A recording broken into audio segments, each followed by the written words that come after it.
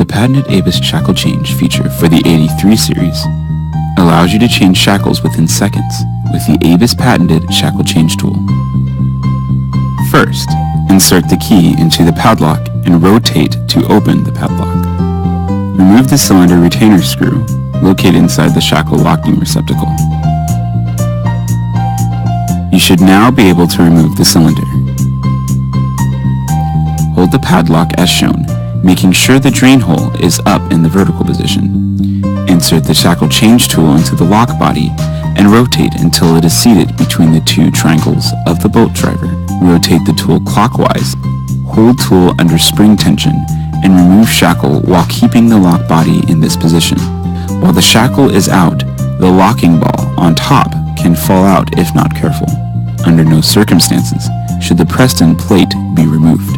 Ensure the shackle spring and locking balls are in position, then insert your new shackle. Release the tool while the shackle is in the open position and remove the tool. You have now changed the shackle. An alternate way to change a shackle can be done by using the cylinder and Z-bar that comes with the lock. Once the cylinder is removed, install the Z-bar with the black dot down and reinsert the cylinder into the lock body. Rotate the key as far as you can and then pull the shackle out. While keeping tension on the key, you can then insert the new shackle.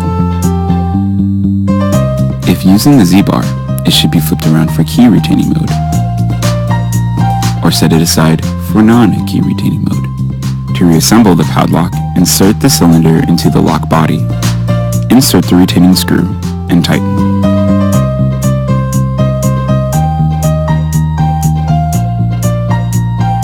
Close the shackle and operate the key to make sure the padlock works properly.